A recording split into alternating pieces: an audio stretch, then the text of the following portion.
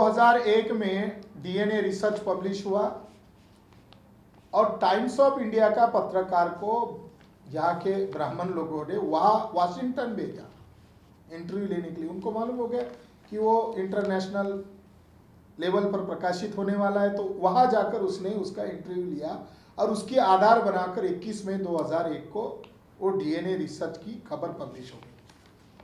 उस DNA research में ब्राह्मण विदेशी है ये तो प्रमाणित कर दिया, ब्राह्मण क्षत्रिय वैश्यों का डीएनए आपस में मिलता है, मगर उन ब्राह्मणों की औरतों का डीएनए भारत की लोगों से मिलता है मगर उनके लोगों से नहीं मिलता। ये इसके ऊपर भी बहुत बड़ा रहस्य उन्होंने उजागर किया कि ब्राह्मणों की औरतों का डीएनए ब्राह्मणों के साथ न मिलते हुए उनका भारतीय स्त्री पुरुषों के साथ उनका डीएनए क्यों मिलता है।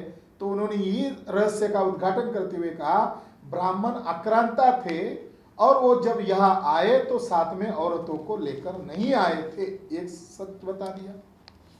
दूसरा सच बताते हुए उन्होंने कहा कि ब्राह्मणों ने यहाँ आने के बाद यहाँ के लोगों को डिवाइड किया वर्णा में। बाबा साहब अम्बेडकर भी 1916 में एंथ्रोपोलॉजी के सब्जेक्ट में बोलते हैं कि ब्राह्मणों ने जातियों का निर्माण करने के लिए महिलाओं का हथियार के तौर पर इस्तेमाल किया। तो बाबा साहब अम्बेडकर की 1916 की बात और 2021 के डीएनए की बात ये प्रूव होती है कि ब्राह्मणों ने वर्णा सिस्टम और जाति सिस्टम क्यों बनाई, क्योंकि वो अपना विदेशीपन छुपाने के लिए और ये लोग कभी भविष्य में इकट्ठा ना हो इसलिए उनको डिवाइड करने के लिए किया। 2018 में 117 लोगों का डीएनए रिसर्च पब्लिश हुआ अगस्त महीने में और इंटरनेशनल लेवल पर द साइंस नामक जर्नल में पब्लिश हुआ। इस रिपोर्ट में 117 डीएनए साइंटिस्ट लोगों का कहना है कि ब्राह्मणों का भारत में आने का पीरियड ईसा पूर्व 2000 यानी आज से 4000 वर्ष पहले वो भारत में आए और उन्होंने ईसा पूर्व 2000 से लेकर 1700 इस पीरियड में इंडस सिविलाइजेशन पर हमला किया और यहाँ के लोगों का नरसंहार करके हत्याकांड करके इस देश पर कब्जा किया। फिर आया सितंबर महीना 2019 में जो जजमेंट आया, ये तारीखों का अगर ध्यान में देखते हो, सितंबर महीने में डीएनए रिपोर्ट राखीगढ़ी का डीएनए रिपोर्ट आया और कुछ महीने बाद ही सुप्रीम कोर्ट का जो बाबरी मस्जिद का विवाद है इस पर जजमेंट आया। इस राखीगढ़ी के डीएनए का सारांश ये है कि ब्राह्मणों का डीएनए राखीगढ़ी के कंकाल में नहीं मिला बल्कि उनका डीएनए स्टेपे यूरेशियन पेस्टोरलिस्ट प्रांत के लोगों से मिला। यानी ब्राह्मणों का डीएनए ये यूरेशियन लोगों का डीएनए है, ये बात राखीगढ़ी प्रूव करता है। और ब्राह्मण लोग आक्रांता थे, विदेशी थे, आक्रमणकारी थे, हिंसक थे, ये बात भी प्रूव करता है। राखीगढ़ी के कंकाल में ब्राह्मणों का डीएनए क्यों नहीं मिला, क्योंकि ब्राह्मण उस समय भारत में आए नहीं थे। राखीगढ़ी के कंकाल का डीएनए का पीरियड है ईसा पूर्व 2700 यानी 2700, आज से 4700 वर्ष पहले, और ब्राह्मणों का भारत में आने का पीरियड आज से 4000 वर्ष पहले यानी ईसा पूर्व 2000 वर्ष में वो आए।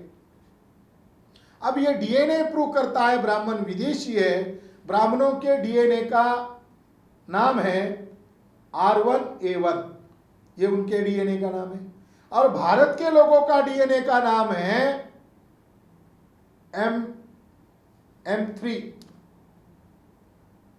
L3MN। भारत के मूल निवासी लोगों का डीएनए ग्रुप का नाम है L3MN। ये दोनों विरुद्ध डीएनए के लोग हैं। तो डीएनए के आधार पर ब्राह्मण विदेशी होने के कारण उनको भारत के किसी भी जगह पर 1 इंच पर भी दावा करने का अधिकार नहीं है। डीएनए के आधार पर भी ब्राह्मणों को साकेत पर या भारत के किसी भी भूभाग पर कब्जा करने का वैधानिक अधिकार नहीं है, क्योंकि डीएनए ने प्रूव कर दिया ब्राह्मण विदेशी है और भारत के अंदर विरासत जो नष्ट की जा रही है वो मूल निवासी बहुजनों की विरासत है। इसलिए साकेत मुक्ति आंदोलन शुरू हो गया है। ये साकेत मुक्ति आंदोलन ये मौर्यों की मूल निवासी बहुजनों की विरासत बचाने का आंदोलन है और इस आंदोलन के साथ सभी मूल निवासी बहुजनों को काफ़ी भारी तादाद में जुड़ रहे। भिक्खु संघ भी जुड़ रहे हैं, शाक्य सैनिक कुर्मी लोग भी इस आंदोलन में जुड़ रहे हैं, यादव लोग भी जुड़ रहे हैं। हम उसका बहुत बहुत धन्यवाद व्यक्त करते हैं। जो ब्राह्मण है वो भारतीय नहीं है। भारत के भूमि की 1 इंच भूमि भी उनकी नहीं है। इसलिए चाइना वाले जब किलोमीटरों में, इंच में नहीं किलोमीटरों में जब जमीन कब्जा कर रहे हैं अभी अभी, तब भी उनका राष्ट्रवाद जो है, सब राष्ट्रवाद जो है ना आरएसएस वालों का, बोंगा पंडित वाला राष्ट्रवाद है।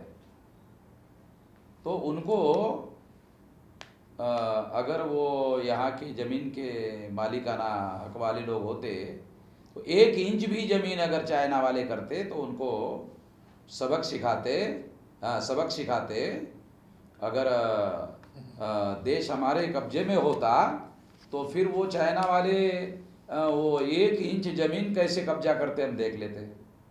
मगर ऐसे लोगों के नियंत्रण में है जो भारत के मूल निवासी नहीं है और जिनको इस भूमि के ऊपर कोई यकीन नहीं, विश्वास नहीं है, इसलिए चाइना वाले कब्जा कर रहे हैं। चाइना वालों को भी मालूम है ये लोग देश का चलाने वाले लोग हैं, भारतीय नहीं है।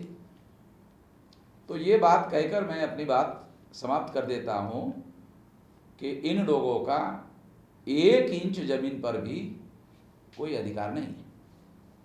साकेत तो बहुत दूर की बात है, साकेत तो बहुत लंबी चौड़ी जमीन है।